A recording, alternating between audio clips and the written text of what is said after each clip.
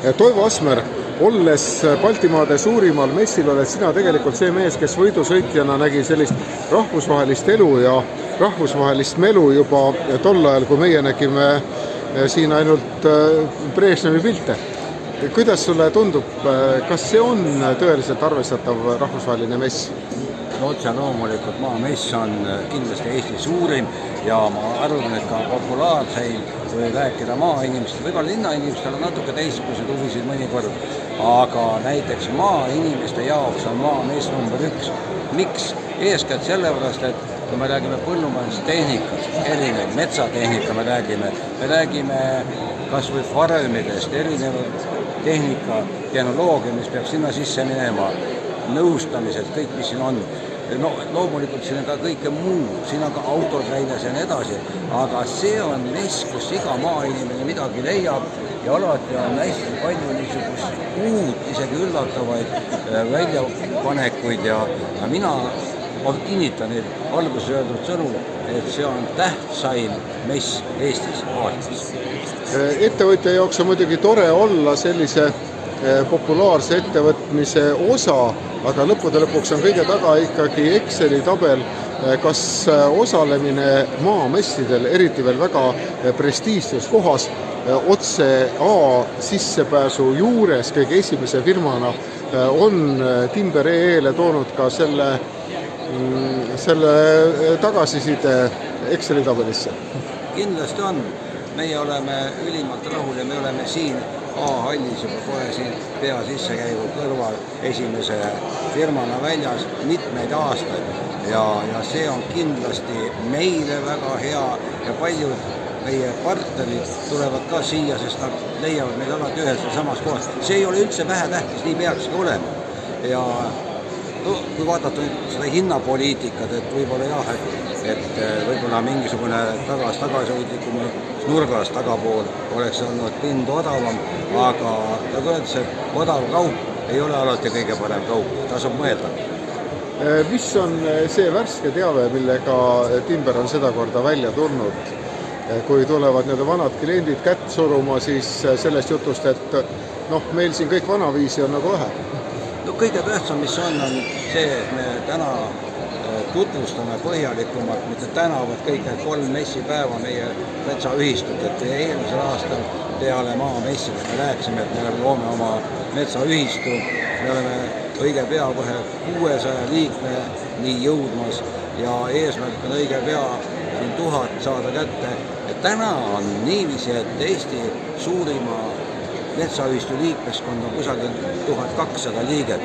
Meil on eesmärk jõuda kõige suurema liikmeskonnani ja selle nimel me töötame. Loomulikult täna kohe ei saa, võib-olla homme ka ei saa, aga küll me saame, kui me töötame samamoodi, nagu me oleme aktsiaseltsiga Timber töötanud nüüd alates 2014. aastast, see on siis see oksjonikeskkond.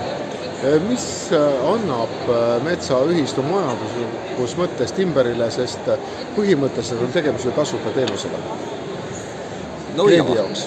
Tegelikult on niiviisi on, meil on ju kõik teenused on sinnamaani tasuta, kui metsaomanik on teinud mingisuguse tehingu meie kaudu, kas ta on müünud siis raiet või on ta müünud kinnistu näiteks kellelegi teisele, isegi võib-olla tütrele näiteks, et siis meie saame selle oma teenustasu kätte, aga sinnamaani meil ei ole kunagi mitte mingisugust tasu, me ei küsi ei neid konsultatsioonid, me käime nende põldude peale, me käime nende metsades, need on kõik tasuta, ehk selline aus mängud, et siis kui me suudame koos pakkuda niisuguse tulemuse, et metsaomaniku rahul, et ta on saanud raha oma taskusse, siis meie saame küsida oma väikse teenustasu ka.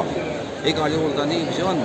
Aga kõige olulisem on see, et me kinnistame selle metsaühistuga need metsaomanikud meie juurde, kes siia on sattunud kogemata, nende raiemüükidega ja meie metsaühistu loomise idee või see impulss tuligi ju tegelikult metsaomanikud, kes ütlesid, et vaata Toivo, et me oleme teiega teinud väga toredat koostööd, hästi mõnusalt oleme, jõudsime sinnamaani, et tegime tehingu, kõik on rahul, ausalt läks, aga nüüd on vaja hakata istutama metsa jälle ja need hooldamised, me ise ei tea midagi, kelle poole pöörduda. No me siis ütlesime, et see või teine 3. firma. no aga kas teie enda kaudu ei saa? Ja vot siis tekkiski idee, aga miks meie enda kaudu ei saa, miks me võiks ise omale metsaühistut luua?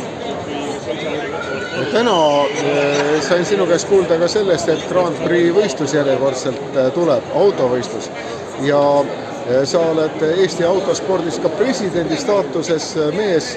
Mis sind metsa veab? Tegelikult autospordialase spetsialistina võiks siis sa endale tagada ilmselt sissetuleku, mis teised pensionärid kahvatama võtab? No ma isegi mõtlen, et jah, võib-olla autospordi ikkagi profina ma võiksin olla päris hästi tasustatud ja see töö võiks olla mõnes mõttes isegi rahulikum kui praegu selle metsaga tegeleda ja timberiga. Aga see on jälle midagi muud ja kui me räägime metsast, mida vanemaks saad, seda rohkem ta ka metsa poole ka kisub heas mõttes, et ikka see looduslähedus ja kõik, mis selle metsandusega kaaseb ja alati ma olen öelnud, et metsandus ei kao kuhugi. Me võime öelda küll, et kas raiemaht on seal 9 miljonit, 11, 12 miljonit tihumeetrit aastas, see on nagu omade, aga metsandus, see ei kao. Mets, ta kasvab, puud kasvavad, neid on vaja hooldada, üksaeg on maha võtta, muidu mädanevad ära, et see on nagu protsess, kus juures tasub väga tugevalt olla. Ja see ongi see, et kui me räägime ka autospordist, nagu sa ütlesid, see Grand Prix tuleb Estonia Grand Prix 2023, mis on 11-13 august jälle Pärnu sportsaringil, seal ma olen ikkagi juures. Aga nüüd on meil see ka noorem mees. Tere Mati, tere Toivo! Sina oled ju ka autospordiga seotud mees ja nüüd oled sa koos Toivoga ka selle metsa teema sees. Mida annab ühele ettevõttele, et nii erinevad põlvkonnad omavahel sedasi koostööd teevad läbi aastate? Dünaamikat. Kui keeruline sõna.